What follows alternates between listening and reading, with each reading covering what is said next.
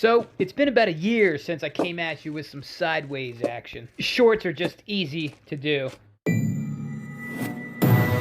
Thousand Air Radio, sponsored by no one. So how we doing? I'm having a cup of coffee and narrating a video to you in a format that many stackers like to do. The top view with the handy dandy action. Dumping out some bars here. I gotta count this stuff. I don't really know how much I have, really. I got numbers, but until you do an inventory, you still don't know exactly what you got, and it's been a little while, so that's what I'm doing. So my interpretation of this economic environment basically just has me balancing my assets, or portfolio, if you will. And since I am merely a thousandaire, by looking here alone, you could probably say to yourself, probably has too much silver. If you're a stacker, you probably just spit out your milk. What? You can never have too much silver. I've seen silver go up in price dramatically, and I've seen silver go down in price dramatically in the past. Not knowing what the future, especially the near future, may bring, I just want to make sure I have all my bases covered. Not just silver, but cash. Yes, I know. Dirty, dirty petrodollars. If you've been watching this channel for a while, you know that that's what I've been doing for the past year, is saving cash. That's why I've been boring and not really posting a lot. So here's the $1 million question. And if you're merely upper poor like myself, here's the tens of thousands of dollars question. Inflation or deflation? Yeah, so if you watch a lot of these stacker channels, sponsored by bullion dealers, I might add, most of the time, you probably just spit out your Kool-Aid. How could we have a deflation? Obviously, the money printer's been going burr, and it's everywhere. And don't get me wrong, I agree with that. I will have you know that I am heavy silver. Much heavier than the recommendations of ChatGPT. And heavy gold too, mind you. But, and we're talking a big heavy Sir Mix-a-Lot but, you got the Federal Reserve determined to kill inflation by raising interest rates faster than they ever have. They actually want to create unemployment. And why would they want to do that? Well, they want demand destruction. Because if you don't have a job, you can't buy things. And if you're not buying things, you're not bidding up the prices of things. Then theoretically, price go down. Demand goes down. Inflation goes down. Now, there are many people that think this will not happen. Maybe it will, maybe it won't. I mean, my crystal ball is still a little blurry. It's starting to clear up a little bit. And believe me, when it does, I'm going to bet heavy on what I see. But not yet. So what happens if the Fed is successful? Yeah, then prices should go down.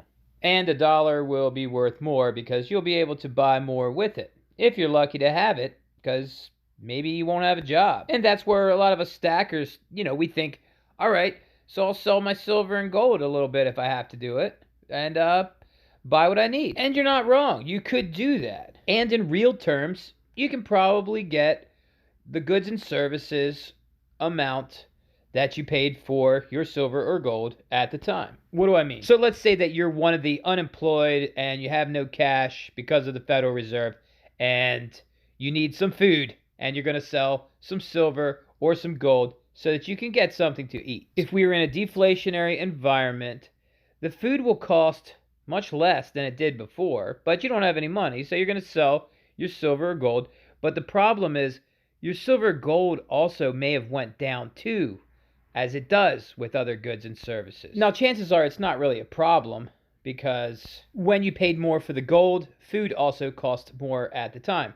So you still get the same amount of food for that gold that you would have gotten before the food and gold went down. No harm, no foul. Now, if it's a stagflation environment like we saw in the 70s, you could see the food cost more and your gold went down, or vice versa. But we won't get too much into that. We'll just go with the extremes for now. But you can probably see why it would be good to have a stash of cash around in this time. In a nutshell, it basically equates to your dollars going up and buying more. So if you have a stack of dollars in this time, you may find yourself able to purchase a lot of things on sale as people will become more desperate to sell their valuables if they don't have money streams coming in, like a job. Okay, so that's the deflationary side of things, if that happens, and that's why I want to keep some cash around. Now, we have already had a sample of this environment. Remember when everybody got sick in 2020? Did you happen to look at any of the charts during that time? I think silver was down to like $12, gold was down to like $1,200, and Bitcoin was down to, I think it even got down to like $3,000, and people's stock market portfolios were down.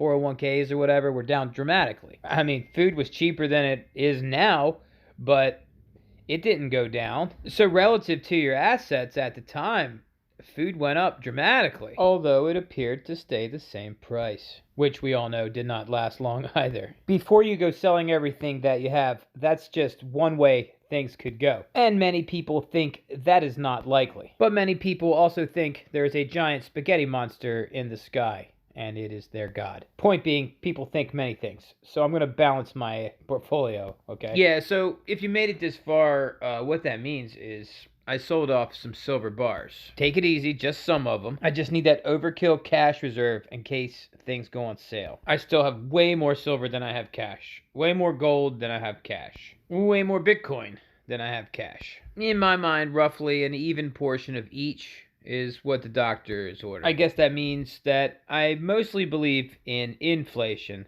not deflation. Now, does that mean I believe in some big hyperinflation or massive QE is coming? No, not really.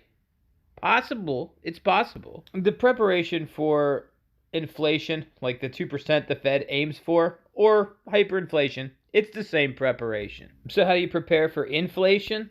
Just own stuff. Whether you're buying a 2-year supply of coffee, gold and silver bars, a house, I mean, heck, in crazy enough inflation, your car can even go up. Mine did. I could have sold it and made a profit. A big profit, actually. Yeah, so I guess the preparations for regular inflation and hyperinflation are not quite the same. I mean, I don't think it's good to buy cars in hopes that they will go up. Rather, investment vehicles would be much better. Yeah, so when you embrace inflation, it's like the Fed's 2% inflation goal is kind of a gift. Because if you own things, it all goes up. But if you don't own things and you're just living paycheck to paycheck, hand to mouth, well, you're going to get poorer. Poorer, well, relative to other people, probably. You know what they say, the rich get richer and the poor get richer. They don't say that because they don't think with their brain. At least not the logical part. I think they just think with the emotional part. I mean, come on. If you live in the Western world, look at our poor people. Jeez. They're like rich people if you look at human history. I mean, technically, I'm poor. Upper poor, but still poor. It's true. I actually do not earn much currency. I am just highly efficient. And therefore, I believe maybe I do have some things to say that people would want to hear. I mean, here in the States, the average welfare queen has more square footage in her apartment than the average person in Europe. Not the average poor person in Europe, the average person in Europe. And she probably has a washer and dryer. So, I don't have a washer and dryer. Heck, maybe I'm not even upper poor. Maybe I'm just poor. No. I could just go buy a washer and dryer. Wow, I don't even know why I don't. I guess I'd just rather be stacking. And that's a good thing. So, if inflation continues, which I think is more likely, but mind you, pay attention to the rate at which it will go up. I'm not so sure it's going to go up so fast that my stock account's going to triple and my Bitcoin's going to triple anytime soon. Could it get away from us?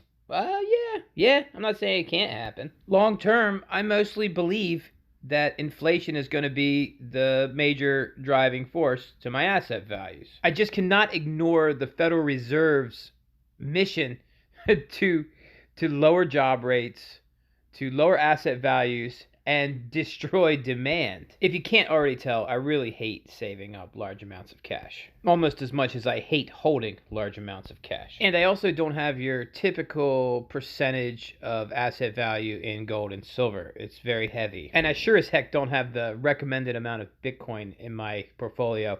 What is that? Like they say, oh, 1%. Yeah, I don't have 1% Bitcoin. I have a much higher percentage than that. Most of my assets are I have no faith in the system or anyone, and I hedge it with a little optimism. Maybe I'm in a rabbit hole with all the information that gets suggested to me, but the world just seems pretty ridiculous. I can't believe the highly abnormal crap they try to feed us and tell us that this is the way things are.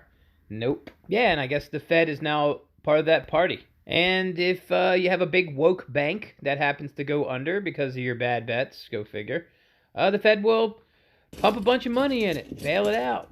Or the Treasury will. I'm sorry. I see Janet yelling, and I think it's the Fed. It obviously has a big rotating door between the two, so no wonder I can't tell the difference. Yeah, so, if you have a big woke bank, you'll get bailed out, no matter how bad the bets are that you make. And if you're any other bank, well, they have to have a super unanimous vote, and maybe they'll save you. So I imagine the question is, how much of this money are they going to be stuffing in these banks that collapse, and is that quantitative easing? At least to the level it was before, that will have a dramatic effect on asset values. It's hard to say. At least it's hard for me to say. Now, what I do know is that the Treasury is not the Fed. The Treasury represents me and you. I mean, they're supposed to represent us. And even if you do not agree with their bailouts, what I mean by they represent us, well, you can take comfort in the fact that we'll have to pay for whatever they do. Fantastic. We get to bail out the banks ourselves. Not for holding deposits and loaning out money, but for taking risks. Oh yeah, and when I say bail out banks, I mean again, because we did it already. And you will bail them out because, they got a lot more IRS agents, so you're definitely going to pay your taxes. But that's not the main way. No, the main way is, I think we all know. It's what we've been experiencing lately. Inflation. Yeah, something doesn't come from nothing. So prices are going to have to go up. And at the same time, they're going to try to destroy our jobs. Now, there is a bright side to all of this. During times of massive poverty, heart disease drastically goes down. Well, because, you can't really afford to buy lots of cigarettes and stuff. Alcohol, etc. Or even worse, drugs. Also, fatal car accidents go down. So, yeah, because, driving's expensive.